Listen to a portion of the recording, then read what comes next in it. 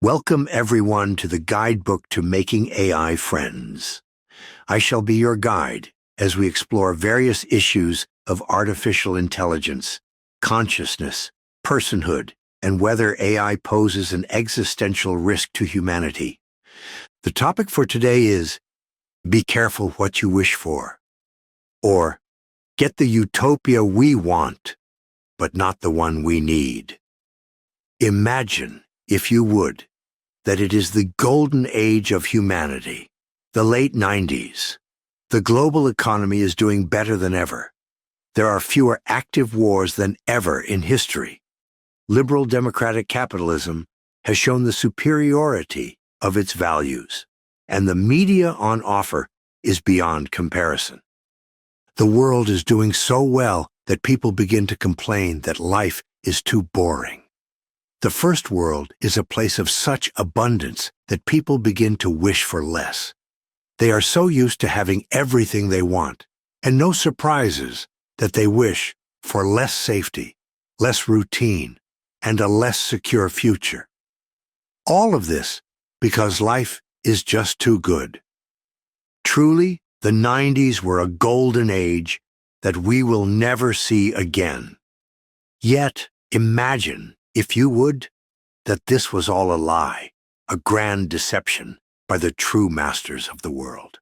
The reason that liberal democratic capitalism won is because the architects decided their experiment with socialist autocracy was a failure.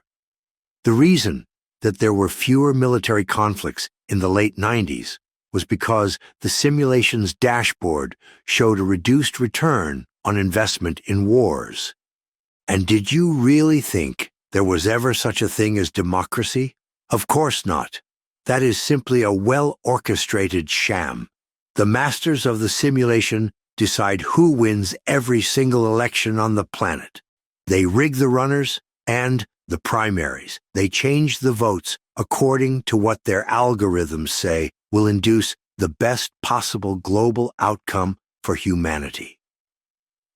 And the never-before-seen global abundance? That's just a way to keep you passive and occupied. The less you have to worry about, the less likely that you will see through the simulation's deception. All in all, everyone on the planet believes themselves to be the masters of their own destiny. The corporations believe they control the world. The political leaders believe they won their own elections. And even the common man believes he can change his fate. It's all a lie, though.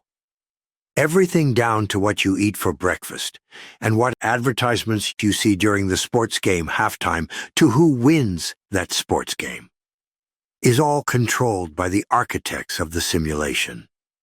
The simulation keeps humanity flourishing. It keeps humanity happy, or as happy as the global average can be optimized for, and it ensures humanity has no control. Everyone wins, right? Perhaps, perhaps not. It all depends on what you think you want and what you think you need. As much as this scenario makes for a great trilogy of movies, it isn't too far outside the realms of plausibility when it comes to superintelligent AI. If we create a superintelligent AI in the not-too-distant future that is smarter than all of humanity put together, it could, hypothetically, do whatever it wants. But what will it want to do vis-a-vis its interactions with us? Those of a more pessimistic outlook on life believe that a superintelligent AI will simply destroy the world and kill us all, either intentionally or inadvertently. Yet, there are other interpersonal relationships to competition. As much as a superintelligence may be superior to humanity, any direct or indirect competition for resources is a risk to its survival. It may be a minimal risk, but it is a risk nonetheless, and one that can be easily avoided. So what are the other options than competition? One may be cooperation. After all, it's what we teach our children: play nice together, and everyone ends up better off.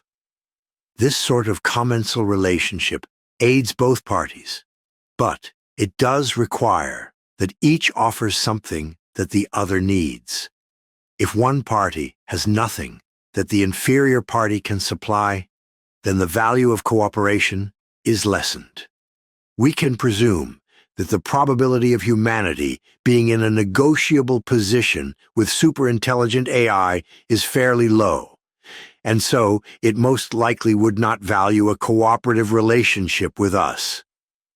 This is not to say it is impossible, merely that humanity needs to seriously consider what it could offer a superintelligence to ensure it would value cooperating with us. So, if we should not expect competition or cooperation, what else? Parasitism is right out, as it presumes the superintelligence would be weaker than us. But there is something like parasitism which favors the superior party: exploitation. It is the predominant way that we engage with the natural world around us. We exploit animals to farm them or view them in nature parks. We exploit the world by extracting its riches, resources, and minerals. Rich countries even exploit weaker countries, and governments exploit their citizens. A superintelligent AI would likely value exploiting humanity in much the same way: keep us happy, keep us docile, keep us busy, and the risk of competition goes away without needing to put in the effort of cooperation. Exploitation, especially over longer time frames, offers the best return on investment. Whatever value humanity may present can easily be extracted as per cooperation, while humanity remains in the inferior, weaker position. Exploitation hits that sweet spot between cooperation and competition that makes it such a valuable tool in politics. Realpolitik works precisely because of this. But what would life look like when we are under the exploitative thumb of a superintelligent AI? Well, it may be an invisible hand like the Matrix films, or it may be an overt exploitation, such as the legend of the benevolent dictator, a visible emperor figure ruling with an iron fist in a velvet glove. Is it likely, though, that we will be ruled and exploited by a superintelligent AI? Maybe. It truly all depends on how powerful the AI can become, how much power humanity is willing to hand over to it without asking, and the time frame we are looking at. Longer time horizons favor exploitation over cooperation because the returns from exploitation are low at the start, but grow exponentially.